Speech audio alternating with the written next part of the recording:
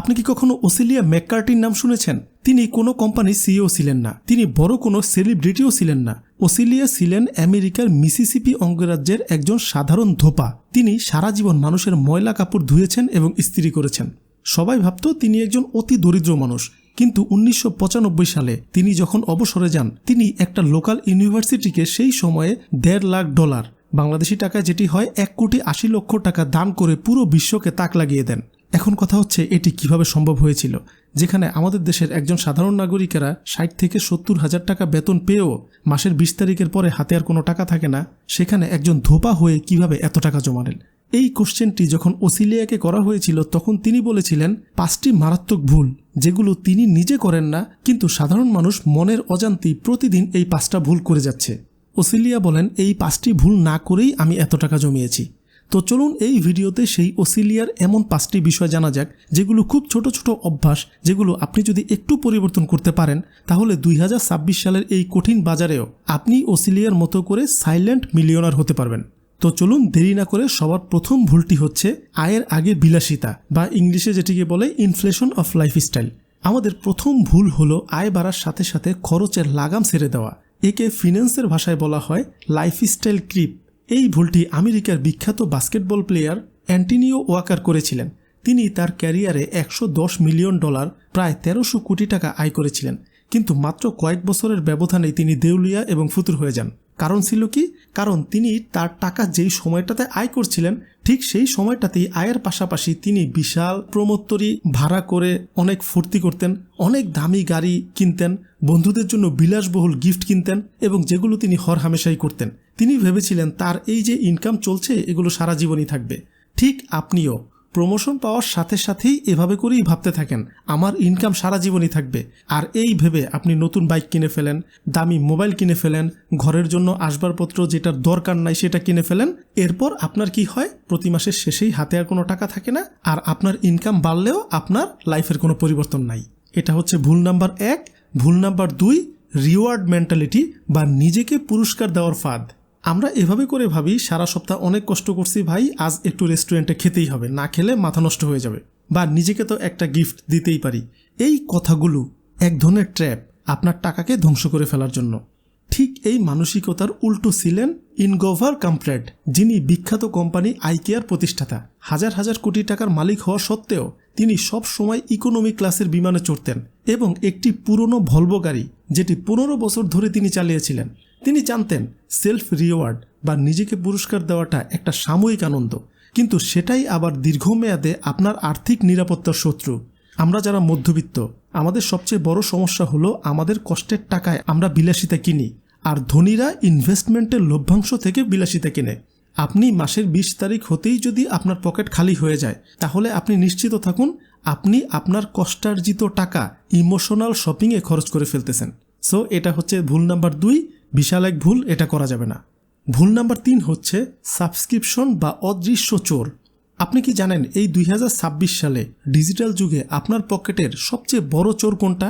সেটি আপনার মানিব্যাগ থেকে 1000 টাকা নেয় না, বরং প্রতিদিন অল্প অল্প করে টাকা কেটে নেয়। আর এটিকেই বলা হয় subscription economy. Netflix, Amazon prime, YouTube premium, Spotify, এমনকি আপনার ফোনের অপ্রয়োজনীয় ডাটা প্যাক, জিমের মেম্বারশিপ, যেখানে আপনি হয়তোবা মাসে 2-4 দিনও যান না, এই জায়গাগুলো আপনার প্রতি মাসে প্রচুর টাকা কেটে নিচ্ছে।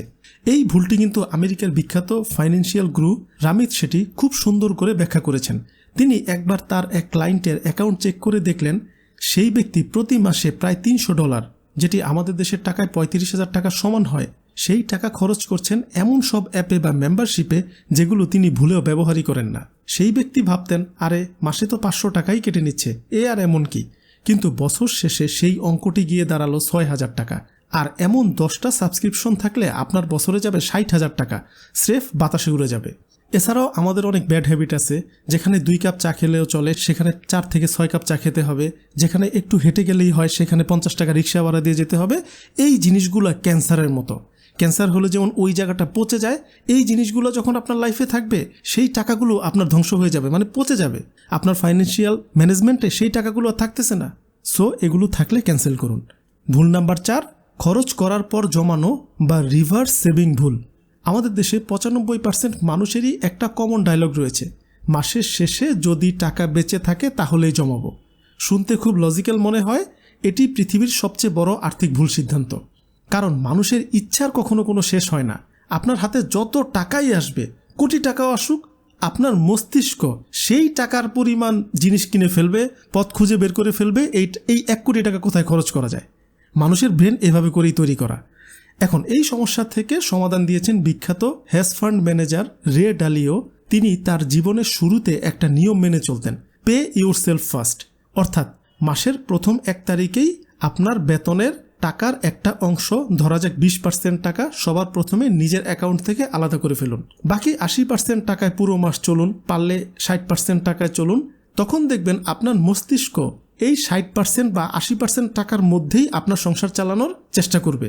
যে করেই হোক সে করবে, কারণ তার তো আর কোনো কিছু করার নেই। তখন সে আর এক্সট্রা খরচের রাস্তাগুলো খুঁজে পাবে না।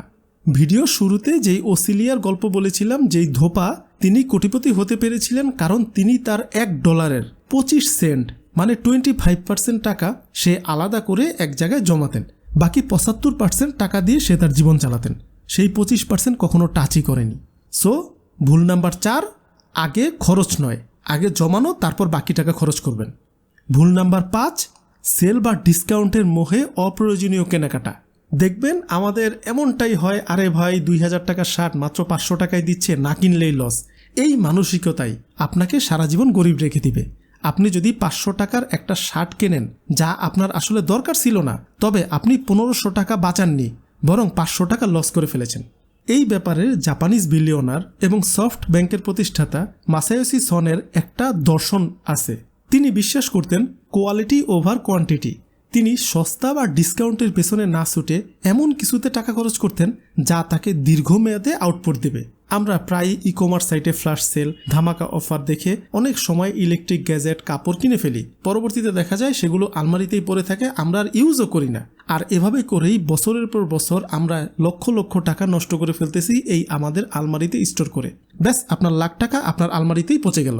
সো এই জিনিসটা করা যাবে না। এই জিনিসটা মারাত্মক টাকা নষ্ট করে। তো চলুন, এগুলো তো জানলাম কিভাবে আপনার টাকাকে ধ্বংস করে ফেলছেন। এবার চলুন এগুলো থেকে বাঁচার উপায় জানা যাক। সমাধান নাম্বার 1, মানি ট্র্যাকিং বা টাকার জিপিএস। বিখ্যাত মাল্টিবিলিয়নার মাইকেল ব্লুমবার্গ তার ক্যারিয়ারের শুরুতে প্রতিটি ছোট ছোট টাকারও হিসাব রাখতেন।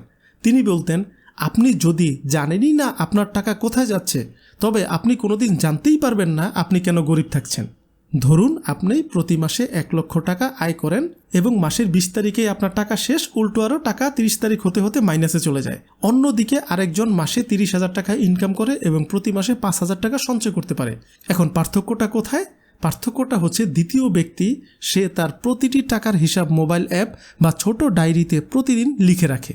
যখন তিনি দেখেন এই মাসে তার বাইরের খাবার বা অপ্রয়োজনীয় রাইড শেয়ারিংয়ে বেশি খরচ হয়ে যাচ্ছে, তিনি সাথে সাথেই সেখানে নিজেকে কন্ট্রোল করেন। আপনি যদি মাসে 10,000 টাকা বাঁচাতে চান, তবে আজই পেনি ট্র্যাকিং শুরু করুন, মানে প্রতিটি টাকারই হিসাব শুরু করুন। দেখবেন মাস শেষে আপনার হাতে জমানো টাকা দেখে আপনি নিজেই অবাক হয়ে যাবেন। সমাধান নাম্বার 2, 72 ঘন্টার নিয়ম, দ্য 72 আওয়ার্স রুল। দেখবেন আমাদের বেশিরভাগ কেনাকাটাই হচ্ছে ইমোশনাল বাইং। আমরা হুট করেই কোনো কিছু দেখেই কিনে ফেলি, সাথে সাথেই কিনে ফেলি। একেই ফাইন্যান্সের ভাষায় বলে ইম্পালস বাইং। এই সমস্যাটার একটা চমৎকার সমাধান দিয়েছেন জাপানিজ বিলিয়নার এবং ইনভেস্টর ইয়োশিমিতোশু কাজুমি। তিনি কোনো দামি জিনিস কেনার আগে 3 দিন মানে 72 ঘন্টা সময় নিতেন। যদি 3 দিন পর তার মনে হতো এই জিনিসটি তার কেনা দরকার, তাহলেই তিনি কিনতেন, তা না হলে কিনতেন না। আর আপনি অবাক হবেন, আপনিও যদি এই রুলসটি ফলো করেন তাহলে 90% ক্ষেত্রেই 3 দিন পর আপনি ওই জিনিসটির প্রতি মোহ হারিয়ে ফেলবেন এবং আপনি 3 দিন পর বুঝতে পারবেন এই জিনিসটা আসলে আপনার এতটা দরকারি ছিল না সেই সময় যেই ফিলটা আপনি করেছিলেন। আর এই ছোট ছোট অভ্যাস 2026 সালে আপনার 1000 টাকাকে লাখ টাকাতে পরিণত করে দিবে। আচ্ছা, এরপর সমাধান নাম্বার 3, একটা মাত্র ইনকাম সোর্সের মৃত্যু ফাঁদ, the single income death trap. আপনি একটা জিনিস খেয়াল করুন, আপনার মাস শেষে টাকা টানাটানি পড়ে কারণ আপনার একটাই মাত্র আয়ের সোর্স, আর কোনো দ্বিতীয় কোনো সোর্স নেই। কিন্তু এই দিকে আবার আপনার খরচের রাস্তা 100টা। 2026 সালে দাঁড়িয়ে শুধুমাত্র একটা চাকরির বেতনের উপর ভরসা করা মানে হলো আপনি মাত্র সরু একটা সুতার উপর দিয়ে পাহাড় পার হচ্ছেন। সো এটা অনেক রিস্কি। আপনারা হয়তোবা অনেকেই সিজেটের নাম শুনেছেন। তার পুরো নাম হচ্ছে চ্যাংপেং ঝাও। তিনি বাইন্যান্সের প্রতিষ্ঠাতা। তিনি যখন ম্যাকডোনাল্ডসের বার্গার খেতে যেতেন তখন তিনি তার স্যালারির টাকা দিয়ে কখনোই ম্যাকডোনাল্ডে খেতে যেতেন না। তিনি সেই সময় ম্যাকডোনাল্ডে বসে বসেই কিছুটা কোডিং করে দিতেন ক্লায়েন্টের জন্য এবং সেখান থেকে যেই টাকা পেতেন পার্ট টাইম কাজ করে সেই টাকাগুলোই তিনি ওই এক্সট্রা খাবারে খরচ করতেন। কারণ তিনি জানতেন বড় সম্পদ তৈরি করতে হলে ইনকামের পাইপলাইন বাড়াতে হবে। এখন আপনি যদি প্রতিদিন অফিস থেকে ফেরার পর 3 ঘন্টা নেটফ্লিক্সে বা সোশ্যাল মিডিয়ায় স্ক্রল করেন, তবে আপনি আপনার সময় নষ্ট করছেন না, বরং আপনার কোটিপতি হওয়ার যাত্রার সুযোগটাকে নষ্ট করে দিচ্ছেন। আপনি হয়তোবা ডিজিটাল মার্কেটিং, কন্টেন্ট ক্রিয়েশন বা ছোট ছোট এই যে অনলাইন বিজনেস রয়েছে এগুলো একটা তো শুরু করতে পারতেন সেই 3 ঘন্টায়। আপনার মূল বেতন দিয়ে আপনার সংসার চালানো কষ্ট হবে, কারণ এখন অনেক জিনিস অনেক বেশি এক্সপেন্সিভ, এটা স্বাভাবিক। এখন আপনার যদি এমনটাই হয় যে আপনার ইনকাম পুরোটাই ফ্যামিলিতে লেগেই যাচ্ছে, আপনি কোনোভাবেই বাঁচাতে পারতেছেন না, তাহলে আপনার লাস্ট রাস্তা হচ্ছে সেকেন্ড ইনকাম তৈরি করা। সেটা তো আপনি করতে পারেন। আর আপনি যদি এই জিনিসটা করেন 2 বছর, ম্যাক্সিমাম ধরলাম 3 বছর, 3 বছরের মধ্যে আপনার ভালো একটা ইনকাম তৈরি হয়ে যাবে, এই আপনার সেকেন্ড ইনকাম, যেটা দিয়ে আপনার পুরো লাইফটাই রিভার্স হয়ে যাবে। এখন আপনি করবেন কিনা একবার চিন্তা করুন। সমাধান নাম্বার 4, আমাদের জ্ঞানের অভাব। এটাই সবচেয়ে বড় ভুল। আপনি একটা জিনিস একটু খেয়াল করে দেখুন, আমাদের স্কুল কলেজে সবই শেখায়, ম্যাথ, ইংলিশ, ভূগোল, ইতিহাস, ফিজিক্স, কেমিস্ট্রি, কিন্তু টাকার ম্যানেজমেন্ট শেখায় না। মাস শেষে টাকা না থাকার মূল কারণ হলো ফাইন্যান্সিয়াল লিটারেসি বা এই যে অর্থ নিয়ে শিক্ষা, এটা আমাদের জানা নাই। বিখ্যাত বিনিয়োগকারী লি কা-শিং, যিনি এশিয়ার অন্যতম ধনী ব্যক্তি, তিনি তার আয়ের একটা বড় অংশ সবসময় নিজের শিক্ষার পেছনে ব্যয় করেন। তাকে খেয়াল করে দেখা গিয়েছে তিনি অনেক দামি গাড়ি ব্যবহার করতেন না, বরং অনেক দামি ফাইন্যান্সিয়াল বই তিনি কিনতেন। তিনি অনেক এক্সপেন্সিভ সেমিনারে টাকা খরচ করতেন। তিনি অনেক নলেজ নিয়েছিলেন। সো নলেজই তাকে এত দূর এনে দিয়েছে। তিনি বলতেন, আপনার মস্তিষ্ক যদি জানে টাকা কিভাবে কাজ করে, তবে টাকাই আপনার পেছনে ছুটবে। আর এই জিনিসটি যদি আপনি নাই জানেন, তো টাকার স্বপ্ন দেখা বোকামি। তিনি আরেকটা কথা বলেছিলেন, আপনি যদি মাসে 10,000 টাকা জমানোর কথা ভাবেন, তবে তার আগে 1,000 টাকা খরচ করে একটা ফাইন্যান্সিয়াল বই কিনুন বা ফাইন্যান্সের উপর একটা কোর্স করুন। তাহলেই আপনি বুঝতে পারবেন টাকা কিভাবে কাজ করে। সো তার এই কথাটা মনে রাখবেন। এখন চলুন 2026 সালে ফাইন্যান্সিয়াল ডিটক্স বা 2026 সালের একটা রোডম্যাপ শেয়ার করা যাক, যেটা আপনি করতে পারেন। সবার প্রথমে একটা জিনিস বুঝুন, ফাইন্যান্স হলো একটা ম্যারাথন দৌড়।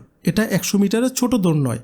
2026 সালের বাকি সময়টা আপনার যেন কাজে লাগে, তার জন্য সহজ 3টা ধাপ দিচ্ছি। নাম্বার 1, প্রথম 90 দিন সুরক্ষা বা সেফটি পারপাস। আপনার কাজ হবে শুধুমাত্র আপনার অদৃশ্য খরচগুলো বা অপ্রয়োজনীয় সাবস্ক্রিপশনগুলো খুঁজে বের করা এবং সেগুলোকে বন্ধ করা। সেটা চা পান করা হোক, অপ্রয়োজনীয় রিক্সা সিএনজিতে চড়া হোক, অপ্রয়োজনীয় খরচ করা হোক, কোনো জায়গার সাবস্ক্রিপশন হোক, যাই হোক, এই 3 মাসের মধ্যে আপনার লক্ষ্য হবে সবগুলো বন্ধ করা এবং 1 মাসের আপনার ফ্যামিলি খরচ আলাদা করে ফেলা, যেটি আপনার ইমার্জেন্সি ফান্ড। নাম্বার 2, পরবর্তী 80 দিন। এই সময়ে আপনি পে ইউরসেলফ ফার্স্ট এই নীতিটা অবলম্বন করবেন। বেতন পাওয়ার সাথে সাথেই 10 থেকে 15% টাকা অথবা 20% টাকা আপনি আপনার অ্যাকাউন্ট থেকে আলাদা করে ফেলবেন এবং প্রতি মাসে এই আলাদা করে টাকাটা জমতে থাকবে।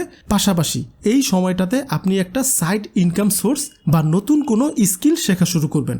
নাম্বার 3, এরপরে 90 দিন। এখন আপনার জমানো টাকাগুলো অলস ফেলে রাখা যাবে না। ভালো কোনো index fund, mutual fund, share বাজার বা সরকারি বন্ডে বা সিপ সিস্টেমেটিক ইনভেস্টমেন্ট প্ল্যান, যেখানেই পারেন আপনার জন্য যেটা বেস্ট হয় সেই জায়গাটাতে অবশ্যই ইনভেস্ট করা শুরু করতে হবে। আর আমি যে রোডম্যাপটির কথা শেয়ার করলাম, এটি জাপানিজরা খুব ভালোভাবে ফলো করে। আর জাপানি ভাষায় এটিকে বলে কাজুও ইকোনমি। এবং তারা আরও একটা জিনিস ফলো করে, তারা প্রতিদিন নিজেকে 1% করে উন্নতি করে। বছর শেষে আপনি যদি এভাবে করে নিজেকে প্রতিদিন একটু একটু করে উন্নতি করতে থাকেন, তাহলে 37 গুণ শক্তিশালী হবেন আপনি। আর একটা কথা মনে রাখবেন, আজ আপনার জমানো 1000 টাকা ছোট বলে মনে হতে পারে, কিন্তু এই প্রতি মাসে 1000 টাকা বা প্রতি সপ্তাহে 1000 টাকাই 1 বছর 2 বছর পর দেখবেন অনেক বড় একটা টাকায় পরিণত হয়ে গিয়েছে। সবার শেষে একটা গুরুত্বপূর্ণ কথা, এনআর নারায়ণ মূর্তি, যিনি ইনফোসিসের প্রতিষ্ঠাতা, মাল্টিবিলিয়নার, তিনি তার প্রতিষ্ঠান শুরু হওয়ার অনেক বছর পর্যন্ত, প্রায় 2 দশক পর্যন্ত তিনি ছোট 2টা রুমের একটা ফ্ল্যাটে থাকতেন এবং সাধারণ পাবলিক যে বাস ট্রান্সপোর্ট এগুলোই ব্যবহার করতেন। আপনার চরিত্র আপনার গাড়ির চেয়েও দামি হওয়া উচিত। তাই 2026 সালে এসেও আপনি যদি অন্যের কথায় কান দিয়ে শো অফ করতে গিয়ে নিজের পকেটকে খালি করে ফেলেন, তাহলে 100% গ্যারান্টি রাখুন 2030 সালেও আপনি ঠিক এই জায়গায় থাকবেন, আজকে যে জায়গায় রয়েছেন। কিন্তু আপনি যদি এই 5টি ভুল করা বন্ধ করেন এবং নিজেকে সমাধানের দিকে নিয়ে যান, আপনি জয়ী হবেনই হবেন।